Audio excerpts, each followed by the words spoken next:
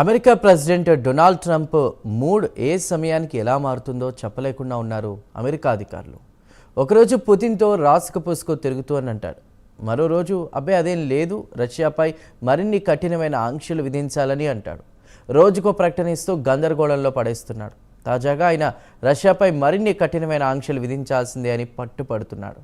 దీనికి ఆయన చెప్తున్న కారణం ఉక్రెయిన్పై కాల్పుల విరమణ ఒప్పందానికి పుతిన్ అంగీకరించకపోతే మరిన్ని ఆంక్షలు విధించాల్సిందేనంటూ చిందులు వేస్తున్నాడు. మరి ట్రంప్ మొదలేముందో ప్రత్యేక కథనంలో తెలుసుకుందాం.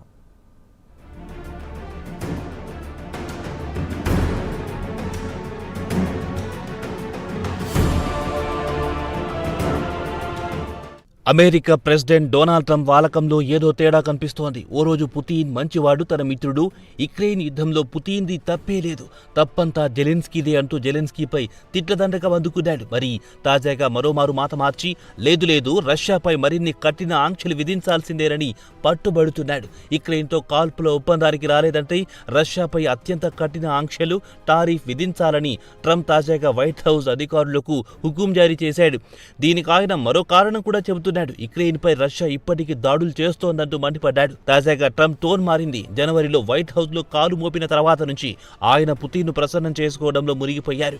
రష్యా యుక్రెయిన్ యుద్ధంలో తప్పంతా జెలెన్స్కీదే, కాల్పుల విరమణకు జెలెన్స్కీ అంగీకరించడం లేదని పలుమార్లు బుకాయించాడు. పలుమార్లు యుక్రెయిన్ ప్రెసిడెంట్ పై మండిపడ్డాడు. ఆ తర్వాత వైట్ హౌస్ లో మీడియాతో మాట్లాడుతూ యుక్రెయిన్ తో డీల్ చేయడంలో చాలా ఇబ్బందిగా ఉందన్నాడు. తాను పుతిన్ను నమ్ముతున్నానన్నాడు ట్రంప్. జెలెన్స్కీ కంటే పుతిన్తో డీల్ చేయడం తేలిక అంటూ స్వరం మార్చాడు.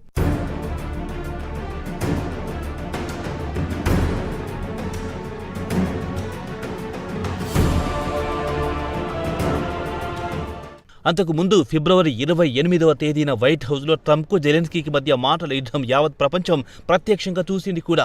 అంతకుముందు యుక్రెయిన్ ప్రెసిడెంట్ జెలెన్స్కీని డిక్టేటర్ అంటూ శాపనార్థాలు పెట్టాడు. ఎన్నికలు నిర్వహించకుండా నిరంకుశంగా పాలిస్తున్నాడు.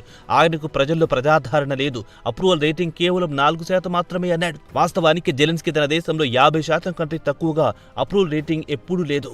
అలాగే యుద్ధం కొనసాగాలనేది జెలెన్స్కీ ఉద్దేశం. యుద్ధాన్ని అడ్డుపెట్టుకుని విదేశాల నుంచి వస్తున్న ఎయిడ్ను నొక్కేస్తున్నాడని మండిపడ్డాడు. కాల్పుల విరమణ జెలెన్స్కీకి ఇష్టం లేదని ట్రంప్ పలుమార్లు ప్రస్తావించిన విషయం తెలిసిందే. కాగా ఫిబ్రవరి 24, 2022న పుతిన్ తన పొరుగున ఉన్న యుక్రెయిన్పై పూర్తి స్థాయిలో యుద్ధానికి దిగాడు.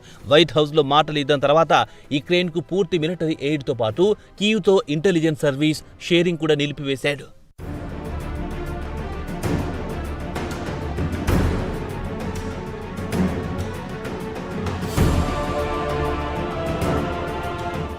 అయితే గురువారం రాత్రి యుక్రెయిన్లోని ఎనర్జీ ఇన్ఫ్రాస్ట్రక్చర్పై రష్యా పెద్ద ఎత్తున మిసైల్స్తో పాటు డ్రోన్లతో దాడులు చేసింది. ఇది ట్రంప్కు ఆగ్రహం తెప్పించింది. వెంటనే శుక్రవారం ఉదయం ట్రంప్ రష్యాపై టారిఫ్లతో పాటు మరికొన్ని కఠినమైన ఆంక్షలు విధించాలని హెచ్చరించాడు.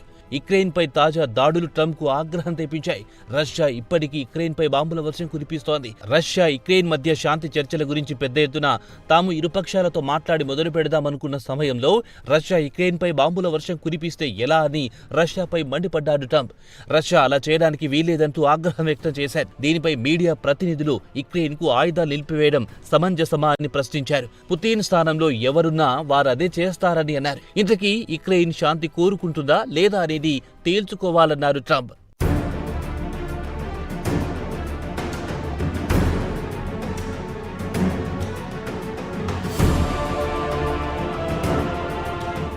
ఇక ట్రంప్ ఆగ్రహానికి ప్రధాన కారణం రష్యా తరచూ యుక్రెయిన్పై మిసైల్స్తో పాటు డ్రోన్లు, బాంబులతో దాడులు చేస్తోంది. నిరంతరంగా దాడులు చేయడం పట్ల ట్రంప్ పుతిన్పై ఆగ్రహంతో రగిలిపోతున్నాడు.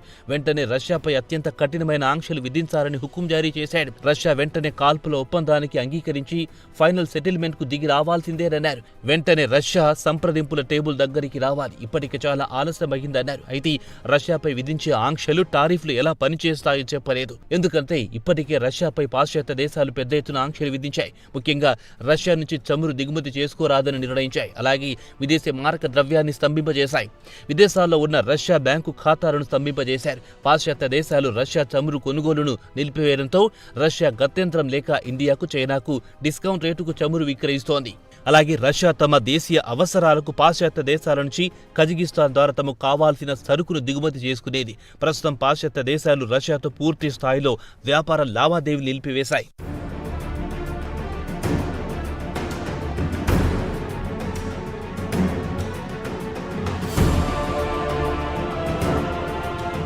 కాగా రష్యాకు ఈ యుద్ధంలో చైనా ఆదుకుంటోంది. అలాగే పెద్ద ఎత్తున ఆయుధాలతో పాటు టెక్నాలజీని కూడా ఆఫర్ చేస్తోంది. అయితే ఈ టెక్నాలజీని రష్యాకి ఇవ్వడం లేదని చైనా బుకాయిస్తోంది. కాగా వైట్ హౌస్ ఇటీవల కాలంలో రష్యా యుక్రెయిన్ యుద్ధానికి ఫుల్ స్టాప్ పెట్టాలని గట్టిగా కృషి చేస్తోంది. అయితే ట్రంప్ అడ్మినిస్ట్రేషన్ మాత్రం జెలెన్స్కీపై చేస్తున్న ఒత్తిడి పుతిన్పై చేయడం లేదు. మరి తాజాగా ట్రంప్ చేసిన హెచ్చరికలు కూడా తాటాకు చప్పుళ్లన్న అనుమానాలు తలెత్తుతున్నాయి. కాగా గత నెల ట్రంప్ పుతిన్తో సుమారు 90 నిమిషాల పాటు ఫోన్లో సుదీర్ఘంగా చర్చలు జరిపారు. కాగా 90 నిమిషాల పాటు ఏం మాట్లాడారో బయటికి తెలియదు. అది కూడా ట్రంప్ అకస్మాత్తుగా తనకు తాను పుతిన్తో మాట్లాడానని చెప్పిన తర్వాత కానీ బాహ్య ప్రపంచానికి తెలియదు. ఇక్కడ అసలు తెలివైన వారెవ్వరు అంటే పుతిన్ అని ఖచ్చితంగా చెప్పుకోవాల్సిందే. వైట్ హౌస్ లో జెలెన్స్కీ ట్రంప్ మధ్య జరిగిన వాగ్వాదం చూసి లోలోన సంతోషపడి ఉంటాడు.